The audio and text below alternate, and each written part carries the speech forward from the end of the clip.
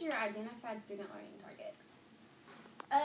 Our objectives, we've really been working on parts of speech because language mechanics is kind of a big part of K-Prep, and I know that that's always something that kind of pops up, so we're working on parts of speech this time. So just basically their I can statements will be, we're going to go very base level because it's kind of review at this point, so I want to make sure that they really have that mastered before I start honing in on some of the bigger topics.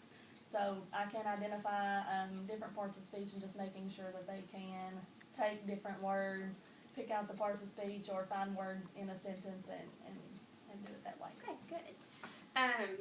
Briefly describe the students in your class, including those with special needs.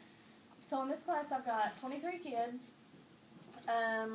3 of them have IEPs, and actually all 3 of them have reading goals. Okay.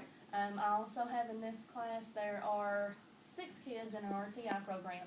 Okay. 3 of those are in Tier 2, and the others are, we just kind of started not long ago. So Okay. I do have several that, get different accommodations and interventions in the classroom. Okay, good. I'm glad you said differentiation. How do you differentiate for those kids?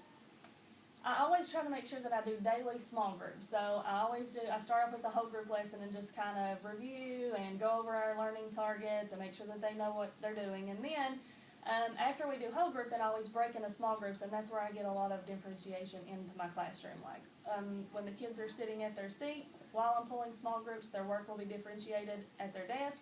And then as I pull them over there, each small group lesson will be differentiated by skill and sometimes by level. Okay. Today we'll probably be going by level. Right, We good. will be going by levels All right, today. Good. How will you know when the students have achieved their learning targets? A good rule of thumb that I use, if the children are able to describe to me what they're doing and teach the content to another child, then I feel like they've mastered it. Good.